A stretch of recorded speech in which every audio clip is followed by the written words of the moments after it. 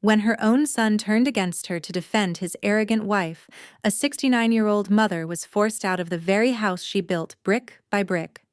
But one stormy night she changed the locks, taking back her home, her dignity, and proving that love without respect means nothing. The afternoon light of Brooklyn poured through the old stained windows, soft and golden, brushing against the photos that once defined a lifetime. Linda Morales, 68, wiped the dust from the mahogany cabinet her husband had built decades ago. Every creak of the house still whispered Daniel's laughter. But tonight it wasn't laughter that filled the air, it was jazz. Loud, expensive jazz. From the living room came the shimmer of laughter, clinking glasses, and the silhouette of Tessa Young, radiant, red-dressed, spinning gracefully in heels on the wooden floor Daniel had sanded with his own hands. Adrian sat beside her, smiling in a way Linda hadn't seen since he was a boy. But there was something strange about that smile, like a mask, heavy and borrowed. When Linda stepped closer, she froze. Her wedding photos gone, replaced by abstract art, sharp colors that screamed everything except memory. Tessa, Linda began softly, those photos. Oh, I moved them. The room feels lighter now, Tessa said, eyes glinting. Adrian looked up, tension rising. Mom, please, don't start. This is my house, Linda whispered, her voice trembling with both fatigue and pride. Adrian rose sharply, jaw tight. Don't you dare argue with my wife in her house. The sentence sliced through the air like glass shattering. For a second even the jazz stopped. Linda's hands went cold, the cloth fell to the floor. She looked at her son, not the boy who once kissed her palms after soccer games, but a man she no longer recognized. Her heart whispered what her lips could not. He's still here, but so far gone. The trumpet flared again, louder, careless, and the house that once held love now echoed only humiliation. Long before Brooklyn was filled with glass towers and digital signs, there was a dusty corner lot where Linda and Daniel Morales laid their dreams brick by brick. She could still remember his voice, rough and tender under the summer sun. One day this house will outlive us, Lynn. It'll keep our stories safe. She believed him. They had nothing then. Just calloused hands and the promise of tomorrow. Daniel worked construction 12 hours a day, and Linda took night shifts at a diner. When the paycheck came, they bought a single window, then another. For 10 years they built home, not just walls. Flash forward, Tessa's laughter now echoed through that same house, sharp and careless. Her perfume replaced the smell of Daniel's coffee. Her jazz drowned out the gentle hum of the old radio Linda used to keep by the stove. Linda stood in the hallway, tracing her fingers along the bricks Daniel had once sealed. You see this? She whispered to the empty air. You mixed this mortar, Dan. You bled into this place. Downstairs, Tessa shouted, Adrian. Tell your mom to stop spying on us. It's creepy. Her voice stabbed through the silence. Adrian's reply came tired, hesitant. Mom, just give us some space. Linda's eyes burned. Space. The word echoed against the walls she had built without ever asking for any. In the reflection of the window, she saw herself not the strong young woman with a trowel and a dream, but an aging stranger fading in her own creation. Outside, the city lights blinked to life one by one. And for the first time in decades, Linda wondered if love really could survive the weight of concrete and time. The next morning, the smell of burned garlic filled the house.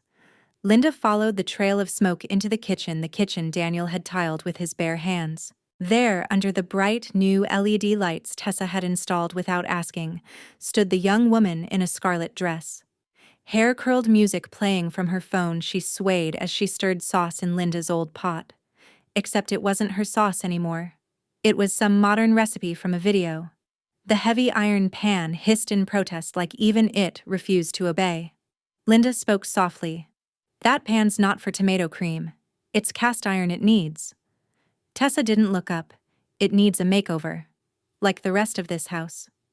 Her laughter was bright metallic. She grabbed a wooden spoon, Daniel's spoon, the one he carved for Linda on their 10th anniversary, and used it to taste her sauce. Then, without noticing, she tossed it into the sink. Something inside Linda cracked. She picked up the spoon, water dripping from its carved handle. That belonged to my husband. Tessa shrugged. Then maybe it's time you let go of Old things? The words hit harder than any shout. From the doorway, Adrian appeared, tie-loosened eyes dull with exhaustion. What's going on? Linda turned, voice trembling. Your wife just threw away your father's memory. Tessa laughed nervously. Oh, come on. It's just a spoon. Adrian sighed. Mom, you're overreacting again. Again. That word stabbed deepest. Linda set the spoon down carefully on the counter as if laying a flower on a grave. If respect is old-fashioned, maybe I am too. Tessa rolled her eyes. Finally, something we agree on. The sound of the fridge door slammed shut. Jazz swelled again from the living room. And for a long, breathless moment, Linda just stood there, hands trembling, surrounded by every piece of her past, being repainted, rearranged, erased. Sunday mornings used to smell like pancakes and Daniel's laughter echoing through the kitchen. Now silence. The only sound was the faint click of Adrian's phone as he scrolled through emails, his untouched coffee cooling by the window. Linda placed a plate of toast on the table the same way she had every weekend for 30 years. Breakfast's ready, she said softly. Tessa didn't even look up. She sat across the table wearing silk pajamas and sunglasses indoors, flipping through a tablet. Oh, I already ordered something avocado toast and oat lattes. Healthier. Her tone was casual, dismissive, as if Linda's gesture was nothing more than background noise. Linda tried to smile. You could have told me, dear. I've been up since 6. Tessa gave a thin smile. You don't have to do that anymore. I'm taking care of Adrian now.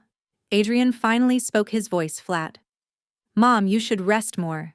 You don't have to cook. Rest. The word hung in the air like dust settling heavy in her chest.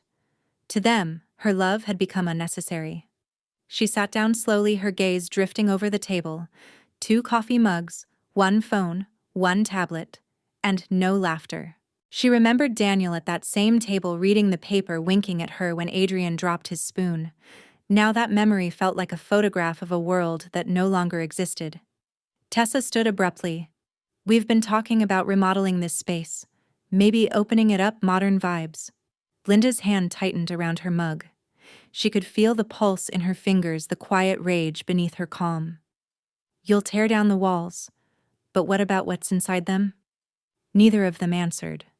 Only the ticking of the kitchen clock remained, counting down a love slowly vanishing in its own home. Rain tapped softly against the glass, thin, cold streaks sliding down the same window Daniel had installed decades ago. Linda stood there watching droplets race each other like little boys on bicycles. She smiled faintly. For a moment, time rewound. Adrian was 7 again, muddy shoes, wide grin, holding a tiny paintbrush. Mom, when I grow up, I'll buy you a big window so you can watch the rain without getting wet. He'd said it so proudly, standing in the same spot where he now scrolled through work emails without looking up. The echo of that promise hurt more than any argument.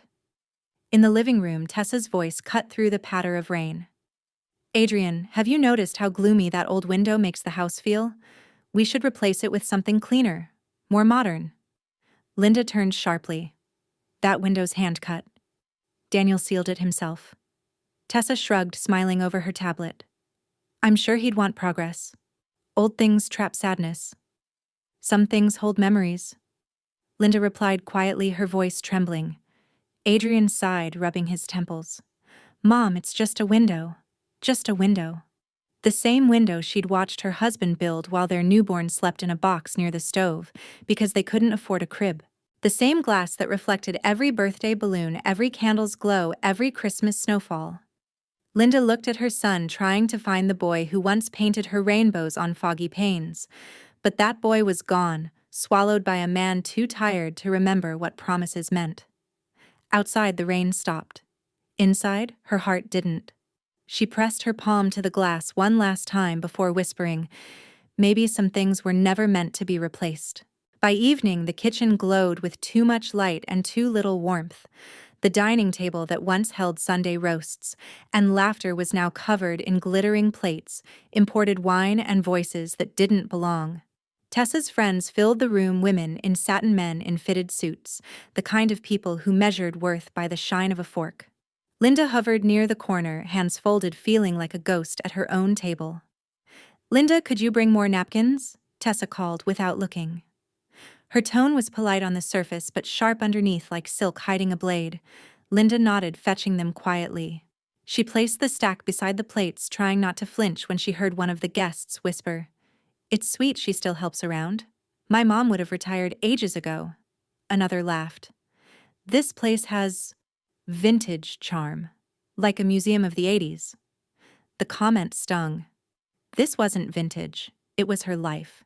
Every plate, every scratch on the table held a story. Adrian sat between Tessa and a man talking about real estate, laughing too loudly. His smile looked rehearsed. He didn't even notice his mother's silence. When the toast came, Tessa raised her glass high, to new beginnings, and to making old things shine again. Everyone clinked glasses. The sound was like glass cracking. Linda's hand trembled as she reached for her water. Across the table, she caught her reflection in the wine's surface, tired eyes, trembling lips, and for a split second Daniel's face shimmered beside hers. He wasn't really there. Just memory, just pain. But in that reflection, she heard his voice. "Respect Lynn. Don't let them take that from you." She looked up at her son. He never looked back. And while everyone laughed, Linda stood quietly, left the room, and closed the door behind her so softly it hurt more than a scream. The night fell slow over Brooklyn, heavy and damp, the kind of rain that blurs everything, buildings, lights, memories. Linda stood by the window, her hand resting against the cold glass, watching the water bead and crawl downward like time refusing to stop. From where she stood, she could almost see the faint arches of the Brooklyn Bridge, its lights shimmering through the mist like dying stars. That bridge had always been Daniel's favorite place. Every anniversary he'd drive her there, park near the pier, and whisper, "Respect Lynn. It's the foundation of everything. Without it, love collapses like wet concrete." She whispered it now to herself, her voice breaking. "You were right, Dan. Love without respect is just noise." Behind her, laughter drifted from the living room, Tessa's voice bright, almost theatrical. "Adrian, let's just sell the extra furniture. It's cluttering the place." "Yeah, maybe," Adrian mumbled. Linda's jaw tightened. That clutter was her life. The chair Daniel had built, the framed embroidery from her mother, the clock that ticked through decades of struggle. Everything in this house had survived storms, debts, deaths, but not this new indifference. She turned away from the window, the soft yellow light of the lamp washing her face in gold. Her reflection in the glass looked like a stranger, a woman aging faster than the walls around her. Her heart ached, not just from hurt, but from the slow realization that she was disappearing while still alive. In the living room, Tessa lowered her voice. "She's being dramatic again, Adrian. We just want a little space." Space. That word again. Linda could feel it stretch between her and her son like an invisible wall. She pressed her palm to the glass, leaving a faint trembling print. Adrian's voice came next, tired, mechanical. "I know. She just doesn't understand change. Change. Such a small word for such an enormous wound." Linda stepped back, watching the rain reflect in the hallway mirror. The thunder outside rolled low, almost like the sound of Daniel's baritone laugh echoing through the past. For one fragile second, she imagined him standing there, his flannel shirt damp, his hand on her shoulder, eyes steady. "Don't cry, Lynn. Houses remember who built them." She smiled through tears, whispering back, "But what if the people forget?" The rain grew louder, tapping the window like impatient fingers. Tessa's laughter swelled again, followed by music, jazz loud and bright, the same careless rhythm that had filled the house the day it broke her heart. Linda turned off the lamp, letting the darkness swallow her silhouette. Outside the bridge, lights shimmered like promises from another life. Inside, the sound of jazz drowned out the last traces of warmth. In that moment, she knew something had changed forever, not just in her house, but in her soul. She walked to the table where Daniel's photo sat and touched the frame gently. "You built this place for family, Dan. But somehow it's become just a house again." Lightning flashed white, blinding, then gone. And in that short burst of light, she saw what she had to do. Something final. Something that would reclaim what was left of her dignity. The storm outside raged harder. But inside, Linda's decision was calm, cold, and clear as the rain sliding off the glass. Tomorrow she would take back her home. The rain hadn't stopped by midnight. It drummed against the roof like thousands of tiny fists, restless, relentless, almost alive. Linda sat alone in the dim kitchen, the house bathed in that strange silver glow only stormlight can bring. The walls seemed to listen. Even the clock hesitated to tick too loud. Her hands trembled around a cup of untouched tea. Daniel's photo sat on the counter beside her, the glass fogged from her breath. "You'd laugh if you saw me now, Dan," she murmured. 68 years old, scared of my own house. Then softer. "No. Not scared. Tired." Her gaze shifted to the hallway. The faint outline of Tessa's designer shoes lay kicked against the wall. Adrian's briefcase was still by the door, a silent reminder that he no longer came home to her, only through her. Linda stood. The chair scraped softly across the tiles. She picked up the landline and dialed a number scribbled on an old envelope she kept in the drawer, one she'd written weeks ago after a night just like this when she'd first dared to imagine taking back her peace. It rang twice before a gruff voice answered. "Miller's locksmith." "Do you make house calls this late?" There was a pause, then a low, kind chuckle. "Ma'am, I've been fixing locks for 35 years. Late-night calls usually mean something important." Her breath hitched. "It is." 20 minutes later, headlights glowed through the rain. The old man who stepped out wore a navy cap and a jacket too big for him. He smelled faintly of tobacco and rain. His name tag read, Harold. "You the lady with the lock problem?" Linda hesitated, then nodded. "Yes, the lock and everything behind it." Harold studied her face, eyes soft but knowing. "You're not the first. Sons, daughters, in-laws, they move in, think they own everything. Happens more than you'd believe." Linda blinked fast, surprised by the sudden sting in her eyes. "You've seen this before?" He smiled sadly. "More times than I wish I had. Every time it ends the same, the owner waiting too long to reclaim what's already hers." Lightning flashed through the kitchen window, lighting Harold's hands as he unpacked his tools. "Where's the main door?" She led him down the hall.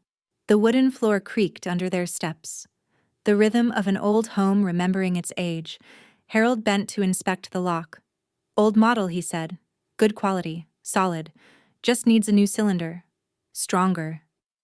Linda's voice was almost a whisper. "Do it."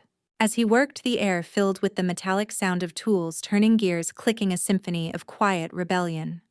The rain outside kept time. "You live here alone?" Harold asked gently. "Not anymore. But maybe I will again." He nodded without prying. "You're doing the right thing. Boundaries aren't cruelty, ma'am. They're how love stays clean." Her chest tightened. "That's what my husband used to say, respect keeps the house standing." Harold smiled faintly. "Smart man." Minutes later, the sound came, a firm, final click. He straightened, wiping his hands.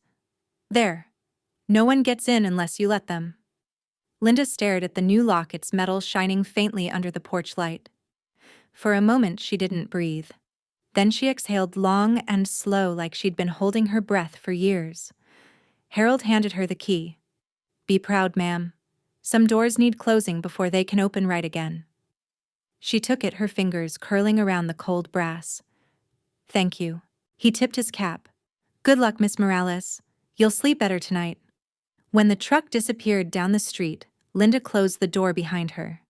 She turned the key herself, hearing the sound echo through the house, click, solid, final, sacred. It wasn't just a lock. It was a heartbeat. Her heartbeat.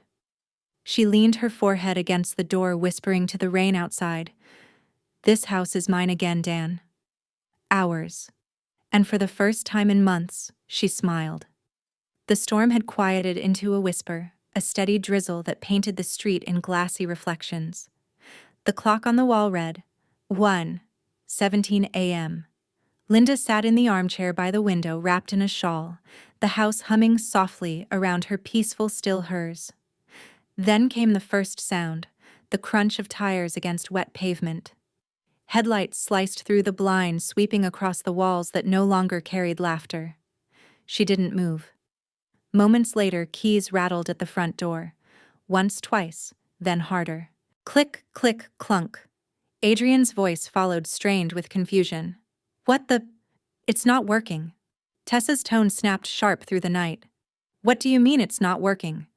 You must be using the wrong key. I'm not. It's the same one I always use. His voice carried that uneasy edge she hadn't heard since he was a boy who broke something he couldn't fix. They tried again. The lock refused. Rain ticked on the porch roof as Tessa's heels clacked impatiently against the wood. This is ridiculous, call your mother. Right now. Linda leaned her head back against the chair. She could hear the vibration of her phone from the next room, ignored, unanswered. Outside, Adrian's voice rose. Mom. Mom, it's me. Open up. The plea stabbed at her chest. She shut her eyes, gripping the key Harold had left her. Its cold edge dug into her palm, a reminder. Boundaries aren't cruelty. Tessa's voice escalated, shrill, echoing off the bricks. You're being childish. We just want to get inside. Linda didn't answer. Adrian knocked again, harder. Mom, please. We're cold. Let us in. We'll talk in the morning, I promise. Thunder rolled in the distance, low and heavy, like the house itself was warning them. Tessa scoffed. She's insane.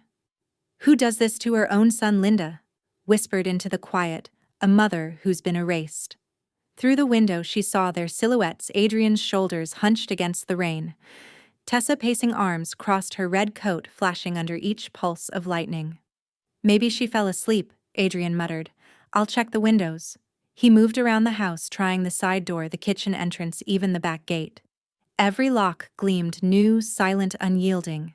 Inside, Linda followed the sound with her eyes closed, hearing every memory in each step, his tiny feet racing down the hallway, his laughter bouncing off walls, now quiet. Mom, his voice cracked. Please, I'm sorry. Okay, just open the door. But she stayed still. Because sorry meant nothing when spoken through walls built of disrespect. Tessa's frustration boiled over. You're pathetic, Adrian. Begging like a child. If she wants to rot in there alone, let her. He snapped. She's my mother. Then act like it. Tessa shouted back, lightning slicing between them. Go ahead, sleep on her porch like a stray if that's what you want. For a heartbeat, Linda thought she saw Daniel's ghost in the rain, tall, steady, standing between them. But it was just Adrian, soaked and defeated, sitting down on the steps, hands buried in his hair. He murmured something she barely heard through the storm. Why, Mom?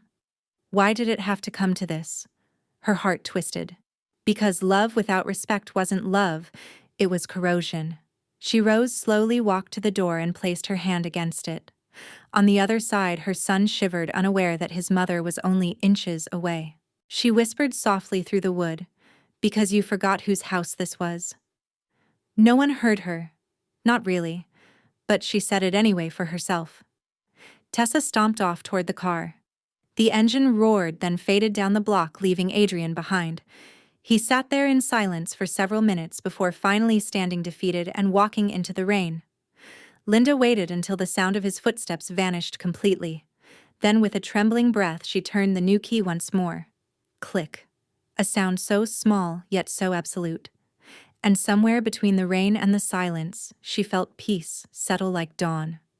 The morning crept in quietly, soft and golden, as if even the sun was afraid to disturb her peace. The rain had washed the city clean. Outside, puddles mirrored the sky, and the first light of dawn filtered through the curtains that Linda herself had sewn 20 years ago. She stood in the kitchen barefoot, the floor cool beneath her feet. For the first time in months, there were no voices echoing through the house, no footsteps racing down the hall, no perfume clinging to the air. Only the gentle hiss of the coffee pot. Steam rose slow and calm, filling the room with the warm, familiar scent of routine. She poured the coffee into Daniel's old mug, the one with a faint crack near the rim, and smiled at the imperfection. It had survived years of use, arguments, storms. Much like her. The clock ticked. 7:02 a.m. At this hour, Adrian would normally be rushing out the door, tie crooked Tessa, shouting about misplaced keys. But now the silence wrapped around her like a soft blanket. She took a slow sip, eyes wandering across the kitchen. The sunlight struck the new brass lock on the door. It gleamed like a metal proof of victory, proof of loss. For a fleeting second, guilt whispered at her, an ache deep in her chest. Was it too harsh? Was reclaiming peace worth the price of loneliness? She placed the mug down gently and exhaled. The house seemed to breathe with her. In the garden beyond the window, her flowers stood tall again, untouched, their petals glistening from the night's rain. A robin landed on the fence, chirping once before flying away. Linda smiled. Not the kind of smile that reaches for joy, but one that rests in quiet understanding. She whispered almost to the air, "This silence. It's mine." The coffee steamed beside her, the world outside slowly waking.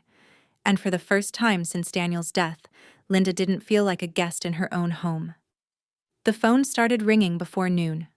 Once, then again, then again. The same number, her son's. Linda stood at the sink, her hands wet from rinsing dishes, staring at the vibrating phone on the counter. The name Adrian glowed on the screen like an old wound reopening. For a moment, she didn't move. Then she picked up. "Mom." His voice was low, hoarse, unfamiliar. "We need to talk." Linda kept her tone calm. "Then come." Alone. A pause. Just breathing on the other end. "You know I can't." "Then there's nothing to say." Click. She hung up before guilt could speak. Minutes later, the phone rang again, but this time the voice wasn't her son's. Mrs. Morales. Tessa's voice cut sharp and cold like glass sliding across tile. "We'd appreciate it if you stopped playing games. Adrian and I have the legal right to access our property." Linda's pulse steadied, her voice measured. "Your property. You live there rent-free. Don't make this uglier than it needs to be." Linda almost laughed, not bitterly but softly, as if realizing something simple. "I built this house before you even existed." "Then maybe it's time you let go of it," Tessa snapped. "Or we'll have to enough." Linda's voice rose, not loud but final. "You can threaten all you want, but until there's respect under this roof again, that door stays closed." There was silence. Then Tessa's sigh, dripping with contempt. "You're unbelievable." The line went dead. Linda set the phone down and looked around the kitchen. The late afternoon sun cast long shadows on the walls, and for the first time she felt them as hers, not intrusions, not loneliness, but quiet guardians. Her heart ached. Of course it did. A mother's heart never stops loving, but love without boundaries isn't love, it's surrender. She whispered to the empty air, "I'm not surrendering anymore." Outside, wind brushed through the chimes Daniel had hung years ago. The notes were faint but clear, like the house itself was answering her. The afternoon light had turned amber when the phone rang again. For a moment, Linda's stomach clenched. She expected Adrian's name, but it wasn't him. It was Vincent. She hesitated, then answered. "Honey, Mom." His voice carried warmth she hadn't realized she'd been starving for. "I heard what happened. Adrian called me." Linda's heart twisted. "And what did he tell you? That you changed the locks? That you kicked them out?" Vincent sighed, the sound of someone choosing words carefully. "I told him good for you." Linda froze, speechless. "You. What, Mom? You've spent your whole life giving to us. You built that house with your hands. If anyone's earned the right to peace, it's you." Tears pricked her eyes. The validation felt like sunlight after a long storm. "He won't understand that," she whispered. "He thinks I've turned cruel." "Adrian's blinded," Vincent said softly. "Tessa's been feeding him lies for months." Linda frowned. Lies. There was a pause.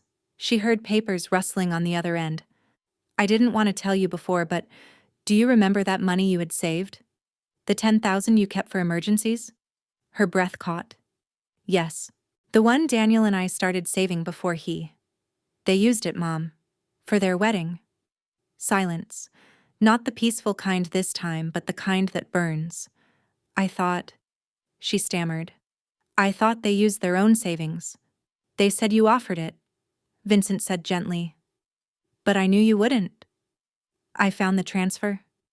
Tessa handled it from Adrian's account. Linda sat down slowly, her knees weak. He let her take it. "Yeah," Vincent said quietly. "And now she's convinced him he deserves your house too." The words hit harder than she expected, not just for their cruelty but for the truth behind them. Vincent continued, his tone softening. Mom, don't break. You've already done the hardest part. You stood up for yourself. I'm proud of you. She laughed through tears. You sound like your father. Good, he said with a small chuckle. He'd want me to remind you you don't owe anyone an apology for protecting what's yours. Linda wiped her cheeks. The ache didn't fade, but something steadier grew inside her resolve. Thank you, Vincent, she whispered. For remembering who I am. Always, Mom. Always. When the call ended, the house felt lighter. Not empty whole.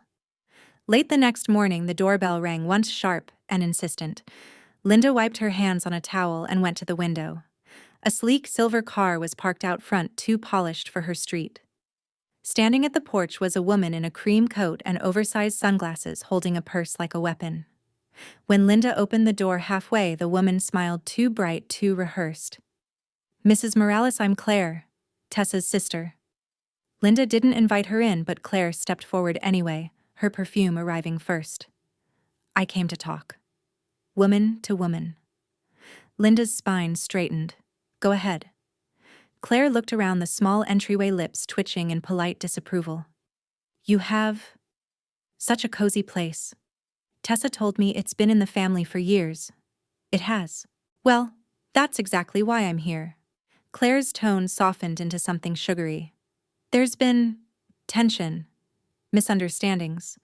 You know how newlyweds can be young, passionate, sometimes thoughtless. Linda's voice stayed calm. Tessa is not young enough to be rude, and too old to be ignorant. The smile faltered. My sister feels you've created distance between her and Adrian, that maybe you've made him choose. Linda crossed her arms. I didn't make him choose, Claire. Disrespect did. Claire blinked, caught off guard. Mrs. Morales, surely you don't want to tear your family apart over pride. Linda tilted her head slightly. You call it pride. I call it boundaries. The air thickened. Claire's charm began to slip, her tone sharpening. You realize Adrian is suffering, right? He's lost weight. He barely sleeps. Do you really want your son to spiral because you couldn't compromise? Linda stepped closer, eyes steady. Compromise means meeting in the middle, not surrendering to the edge. Claire's nostrils flared. Tessa's not the villain you think she is. She's just trying to build a life. You're standing in the way. And she's welcome to build it, just not on top of mine. For the first time, Claire's voice lost its polish. You're cold, Mrs. Morales. No wonder Adrian married someone warmer. Linda's heart clenched, but her expression didn't waver. Warmth without respect is fire. It burns everything around it. Claire hesitated, realizing she couldn't win this battle. She adjusted her coat, her smile turning brittle. You'll regret this. One day, when you're alone. Linda opened the door wider, not to welcome her, but to dismiss her. Being alone isn't the same as being disrespected. I've tried both. I prefer peace. Claire paused on the porch, her perfect heels glistening in the wet sunlight. You can't guilt Tessa into submission. I'm not trying to, Linda said softly. I'm waiting for her to find her conscience. For a long moment, neither woman moved. Then Claire turned sharply and walked back to her car. The door closed behind her with a firm, echoing click. Inside, Linda stood still, breathing deeply. Her hands trembled, not from fear, but from strength, finally finding its home. The sky was the color of pewter when the phone rang again. Linda had just finished watering her garden. Her gloves were still damp with earth. She almost didn't answer, afraid of reopening old wounds. But something in her chest whispered, It's time. Mom. The voice came hoarse, small, stripped of all the pride that once armored it. Adrian. A silence followed. Only his breathing, uneven, heavy. Then she's gone. Linda's heart skipped. Tessa. She left this morning. Took her things, left a note. Said she needed someone who didn't chain her to guilt. His voice cracked. Mom, I don't know who I am anymore. Linda didn't answer right away. She stared at the rainwater glistening on the rose leaves outside, each drop trembling before falling, just like him. Everything I worked for, my job, my marriage, this idea of being successful, it feels like dust now. Adrian continued. And I keep hearing your voice in my head saying respect matters more than comfort. I laughed at you. God, I laughed at you. She sat at the kitchen table, the same spot where she once fed him soup when he was 6 and feverish. The years folded in on themselves like pages of the same book. Mom, I'm sorry, he whispered. I let her turn me into someone I don't even recognize. Linda closed her eyes. Then it's time you find the man I raised. Adrian's breath hitched. I don't deserve forgiveness. Maybe not yet, she said softly. But you deserve a chance to change. There was a faint sound. Maybe a sob. Maybe just the sound of rain hitting his windshield. Are you still angry with me? She paused, weighing truth against tenderness. Anger fades, Adrian. Disappointment just takes longer to heal. He nodded faintly on the other end. Can I come home? Not yet, she said. When you walk through that door again, it has to be as my son, not as someone else's shadow. He exhaled shakily. Then I'll try, Mom. I'll try to find him. When the call ended, Linda sat there a long while, her palms pressed together. The air was quiet, heavy with a strange ache that wasn't sorrow. Something closer to hope cracked, but still alive. Outside, the clouds began to part, and through them the faintest shimmer of sunlight reached her window. It didn't warm her fully, but it was a beginning. Morning came softly, wrapped in the pale gold of a forgiving sun. The air smelled of wet grass and renewal. Linda stood in the kitchen, looking around at the quiet space that had seen war and peace, grief and grace. The storm was gone, and the silence that remained no longer frightened her. It felt earned. She rolled up her sleeves, not to work for someone else this time, but for herself, for the home that still bore her name, her history, her breath. The mop moved slowly across the floor, tracing lines of memory. Here Daniel had once spilled coffee, there Adrian's muddy shoes after his first soccer game. Each stain had a story, and she wiped them not to erase, but to honor. The radio played softly in the background, an old jazz tune, the same kind that once made her cry, but today it sounded different. Less like noise, more like rhythm. She pulled out an old cookbook, the one with Daniel's handwriting in the margins. Her fingers brushed over the note beside a recipe for lemon stew. Adrian loves this. Add extra thyme for good luck. Linda smiled. The last time she'd made it, Adrian was still a teenager, gangly, laughing, teasing her for cutting onions too slowly. She gathered the ingredients quietly: garlic, lemon broth, thyme. The air filled with the scent of homecoming, even if no one was coming just yet. Every motion felt deliberate. Healing wasn't in grand gestures, it was in small, stubborn acts of love that asked for nothing in return. As the stew simmered, she opened the windows. Light poured in, washing over the living room where Tessa's expensive decor had once stood. It was gone now, donated, boxed, erased. In its place, Linda had hung a single framed photo, Daniel holding both boys at a picnic, grass stains on their jeans, sunlight on their faces. She stepped back, studying it. It didn't feel like the past anymore. It felt like the beginning of something waiting to come full circle. The smell of lemon and thyme filled the house, warm and bright. Linda set 2 bowls on the table, one for herself, one for the son she hoped would return when he remembered who he was. She whispered into the empty room, I'm not waiting in sorrow, Dan. I'm preparing in faith. Outside, a soft breeze fluttered the curtains, carrying her words into the open morning, and for the first time in years, the house felt alive again. The cafe was quiet, tucked beneath a faded awning near the corner of 4th and Myrtle. Steam fogged the windows, and the rain outside had turned the city into a watercolor of gray and gold. Adrian sat at a table in the corner, shoulders hunched, a cup of untouched coffee cooling in front of him. When the bell above the door chimed, he looked up, and there was Vincent. Calm, composed, the same steady presence he'd always been. He slid into the seat across from Adrian, eyes sharp but kind. Still can't start a day without black coffee? Vincent said, forcing a small smile. Adrian looked down. Can't seem to finish it either. The silence between them wasn't hostile, it was heavy with years of unspoken things. Vincent leaned back. Mom told me you called. Adrian nodded slowly. I didn't know who else to talk to. You could start by talking to yourself, Vincent replied. You've been avoiding that longer than you've been avoiding her. Adrian gave a bitter laugh. You sound like Dad. Vincent's expression softened. That's the goal. For a moment, the only sound was the hiss of the espresso machine and the low murmur of strangers. Then Vincent said, She's not the villain you made her out to be. I know.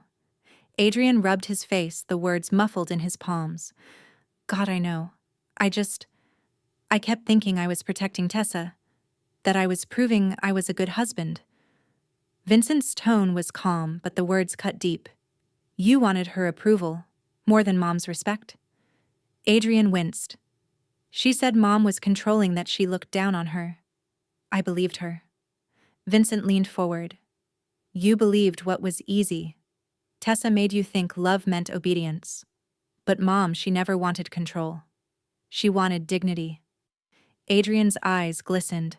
You think I don't know that? Now I do. Every damn night since she changed those locks.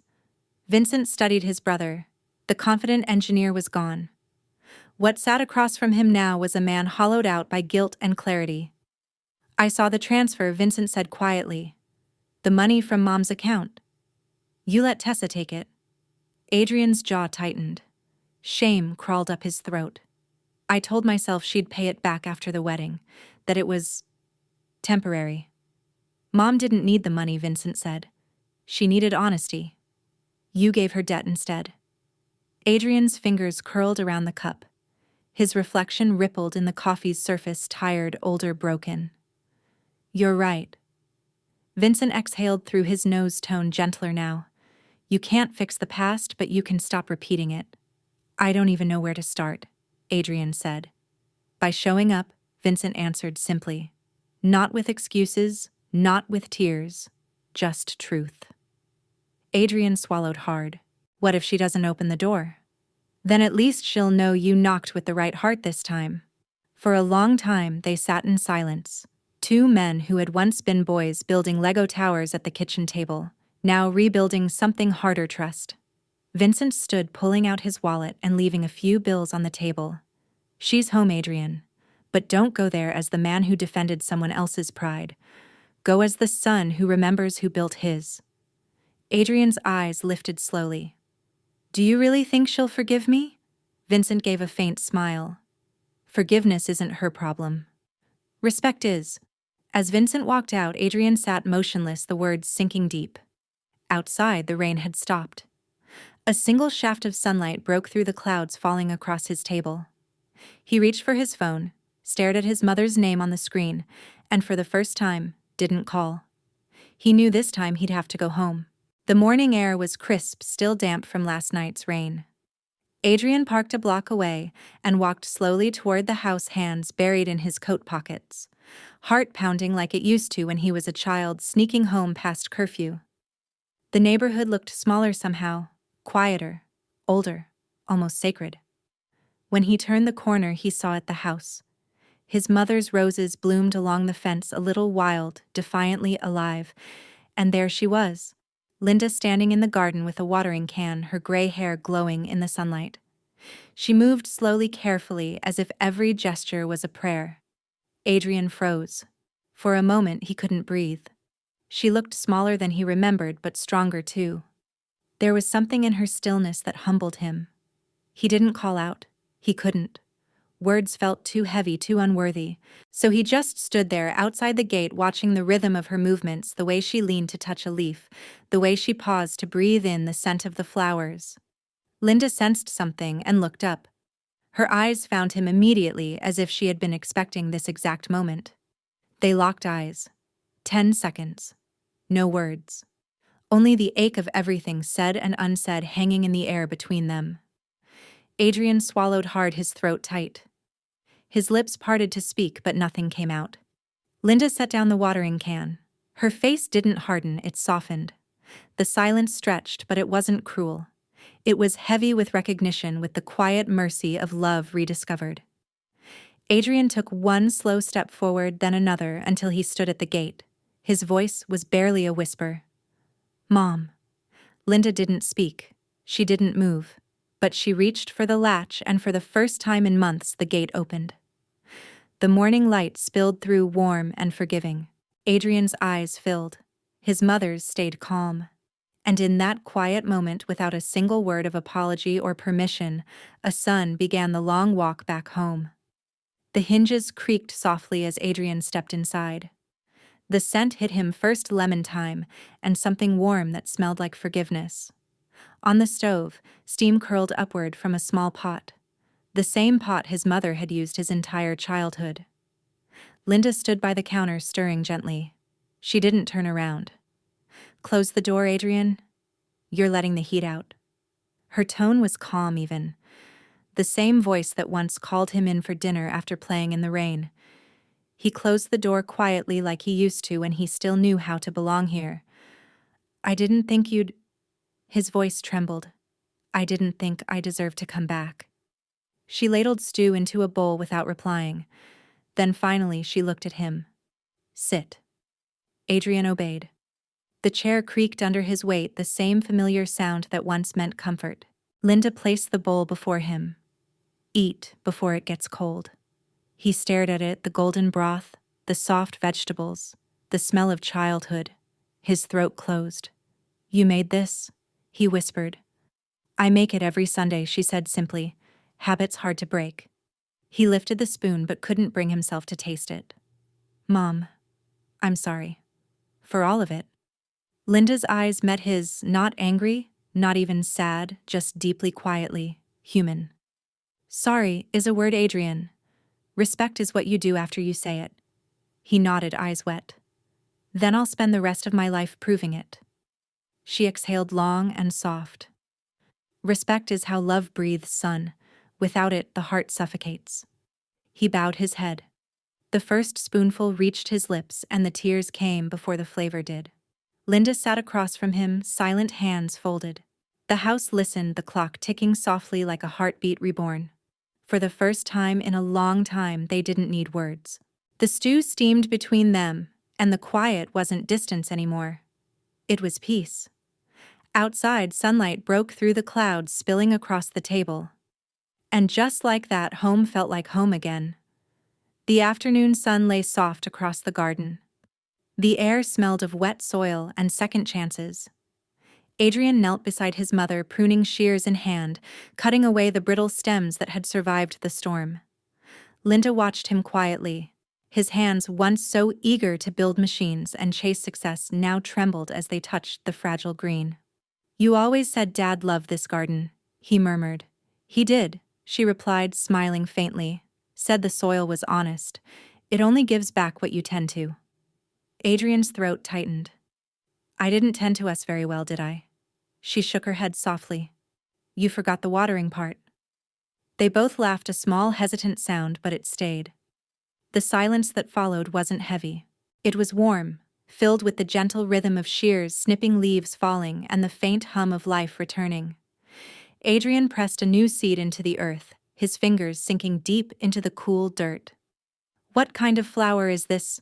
"White roses," Linda said. "They grow slow, but they forgive everything." He looked up, meeting her eyes. There were still years of hurt between them, but also something new, rooted, real, patient. "Roots heal slow," he said quietly. "But they do heal." Linda smiled, sunlight catching the silver in her hair. "Yes, son. They always do." Together they watered the soil. The sound of it was soft, almost musical. For the first time they worked side by side, not as a mother and a child lost to pride, but as two souls rebuilding the same home, one handful of earth at a time. By evening the house glowed with a quiet warmth. The curtains swayed gently in the night breeze, and the table was set, 3 plates, 3 glasses, and the familiar hum of jazz from the old radio. Vincent arrived just as the stew finished simmering. He stepped in smiling when he saw Adrian beside their mother. "Didn't think I'd see you two in the same kitchen without police tape." Adrian laughed weakly. "Miracles happen." Linda gestured for them to sit. "No miracles. Just choices." Dinner was simple: bread, stew, and laughter that came slow but genuine. They spoke of old summers of Daniel fixing the roof while the boys fought over lemonade of the night. Linda burned dinner but called it smoked style. For the first time in years, their voices filled the house without breaking it. Adrian looked at his mother, eyes softer now. "It feels different here." "It is," she said. "The house remembers peace." Vincent raised his glass. "To peace, then." Linda's smile was small, knowing. "Peace isn't the absence of pain, boys. It's the wisdom to live with it." The words lingered like music. The brothers nodded, both understanding in their own quiet way. Outside, the wind carried the scent of roses through the open window. The house, once fractured by pride and silence, felt whole again, not perfect, but alive. And as Linda watched her sons talk beneath the warm kitchen light, she whispered to herself, "Daniel, they found their way home." Spring arrived quietly that year. The garden had come alive, roses bursting in soft whites and pinks, vines curling around the old fence, sunlight spilling like honey across the porch. Linda stood among it all, apron dusted with flour, her heart steady and full. It was Sunday, the day she'd once spent alone, the day that now belonged again to laughter. The gate creaked open and the familiar voices of her sons drifted in. Vincent carried lemonade. Adrian brought a basket of bread still warm from the oven. Behind them, a few neighbors followed, Mrs. Alvarez with her grandkids, old Mr. Carter carrying a violin. The table was set under the sycamore tree. Nothing fancy, just mismatched plates, folded napkins, and sunlight dancing over it all. Linda placed a dish of lemon stew in the center, steam curling like memory made visible. "Smells like childhood," Vincent said, smiling. Adrian nodded quietly. "And forgiveness." Linda chuckled. "Don't let it get cold then." They ate, they talked, they shared stories. Mr. Carter played soft music, the children chased butterflies through the grass, and Linda found herself laughing, really laughing for the first time in years. Between moments of chatter, she caught Adrian's eyes. He didn't need to say anything. His smile carried all the words they'd once broken. Later, when the plates were empty and the sun began to dip, Linda stood by the garden gate, watching everyone linger, reluctant to leave. Her house. Her heart was alive again. She looked toward the open window where the curtains swayed in the late afternoon breeze and whispered, "Houses don't stay alive by walls, but by the people who learn to love again inside them." The wind carried her words through the roses, and somewhere she imagined Daniel's voice in the rustle of the leaves. "You kept it standing, Lynn. You kept us standing." Linda smiled softly, closing her eyes as laughter echoed behind her. The house no longer felt heavy. It breathed. And this time, it was full of life. As the last guests left, Linda sat alone beneath the sycamore tree, the garden bathed in gold. The laughter still lingered in the air, echoing softly through the open windows. She looked toward the house, the home that had once known anger, now reborn in peace. Her sons were inside, washing dishes, teasing each other like boys again. Linda closed her eyes, the wind brushing her face like a whisper from Daniel. "You did it, Lynn," she imagined him saying. A tear slipped down her cheek, but it wasn't from sorrow. It was gratitude, because love had finally come home. How did this story make you feel? Share your thoughts in the comments and rate it from 1 to 10. We'd love to know if it touched your heart. Don't forget to like, share, and subscribe to the channel. Hit the bell icon so you never miss our next emotional story. And before you go, click on the end screen to discover more powerful, heartwarming tales waiting just for you. See you in the next story.